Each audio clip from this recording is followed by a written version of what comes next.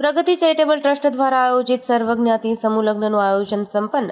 સોમનાથ મંદિરના પટાંગણમાં સમૂહ લગ્નનું આયોજન કરવામાં આવ્યું હતું. કાર્યક્રમની શુભ શરૂઆત ભારતીય સંસ્કૃતિની પ્રણાલી મુજબ સ્તુતિ દ્વારા કરવામાં આવી હતી. ત્યારબાદ આમંત્રિત મહેમાનોના વરદ હસ્તે દીપ પ્રાગટ્ય કરવામાં આવ્યું હતું. આ પ્રસંગે મુખ્ય મહેમાન તરીકે રક્ષાબેન પટેલ સમાજ સેવિકા, જેમના તરફથી કન્યાને 30 કબાડ તથા 60 સાડી કન્યાને આપવામાં આવી હતી.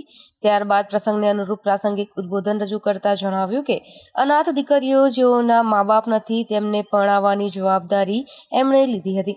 25ના રોજ બિલીમોરા સોમનાથ દાદાના પટાંગણમાં આયોજિત સર્વજ્ઞાતિ સમૂહ લગ્નોત્સવમાં આજે 30 જેટલી દીકરીઓને પરણાવવામાં આવી રહી છે. આ સમગ્ર કાર્યક્રમનું આયોજન પ્રગતિ ચેરિટેબલ ટ્રસ્ટ, નટુભાઈ સોસા અને મહેન્દ્રભાઈ દરબાર દ્વારા કરવામાં આવ્યું છે.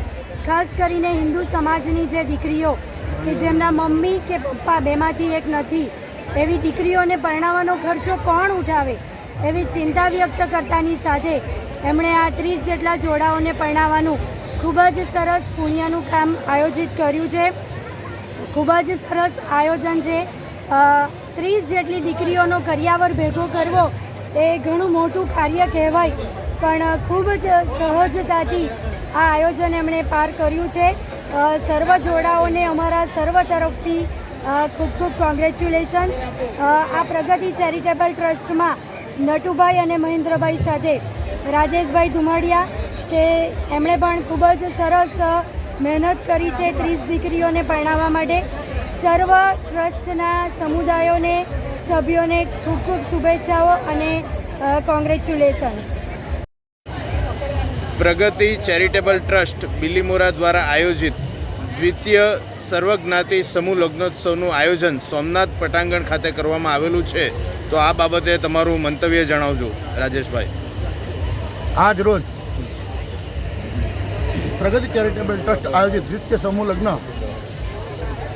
અમારા ચેરિટેબલ ટ્રસ્ટના પ્રણેતા કો કે પ્રમુખ શ્રી કો એવા શ્રી નટુભાઈ સોસા કે જેઓ પ્રગતિ ચેરિટેબલ ટ્રસ્ટના નેજા હેઠળ 30 દીકરીઓના જે લગ્ન કરી રહ્યા છે, એમના માટે એમણે રાત દિવસ મહેનત જોઈ છે.